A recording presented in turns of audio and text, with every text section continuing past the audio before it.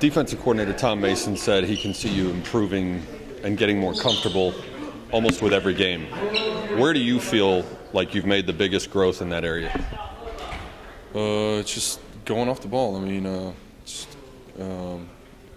times of just trying to read what's going on are over, and now you just have to play football and go find the ball and go all out all the time. So I've been trying to do that, and my body feels good on the game day, so I'm just taking full advantage of it. The other day against Tulane, you had, in the first half, your defense had maybe the strongest half of the year. You gave up 51, 54, something total yards of offense in the first half. They come out and score 24 points in the third quarter, 17 by their offense. What changed? Did they do something different to adjust to your defense, or was there something different in your defense? I don't know. I mean, just a couple of letdowns defensively, missed assignments, but just they found a couple of weaknesses in our packages, and they just were able to hit them. So. All right, for a while now, you've been closing in on the NCAA record for block kicks, but you haven't had one in a few weeks. Are other teams committing more blockers to you, or are they using different schemes?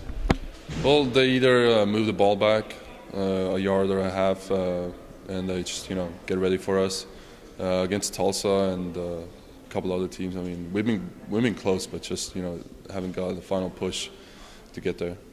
How much do you think about that? Does that record, is that record important to you?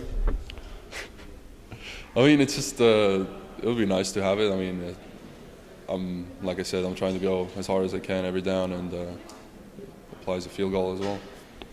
All right, you've got Navy this week, and you've gotten some time in the middle at nose guard, but usually that's in passing situations. Navy almost never throws the ball. Marquise Frazier talked last year about how much he hated being in the middle of the line against Navy because of all the cut blocks. From a defensive end standpoint, what is your biggest task, or what's your biggest key to being effective on Saturday against this triple option offense?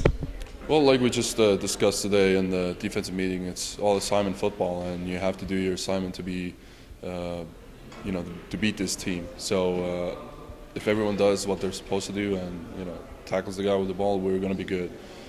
So last year you had them down. Navy came back and won. Is this one that stuck with you, that you've sort of remembered over the offseason and had circled on your calendar as a game that's important to try to get back? Yeah, it's kind of, everyone definitely has that game circled. It's a big game for us, competing for the Coach Gansz trophy.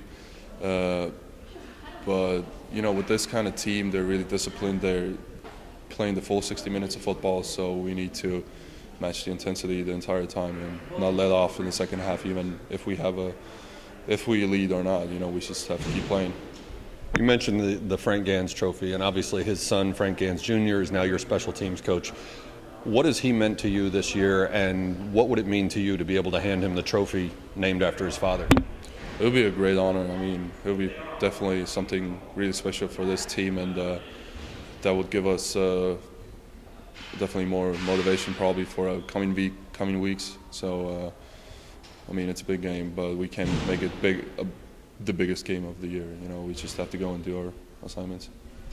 How much do you as players talk about that, about the fact that it is for a trophy named after Coach Gansz Sr., and is that something you've discussed, wanting to win it specifically for Coach Gansz Jr.?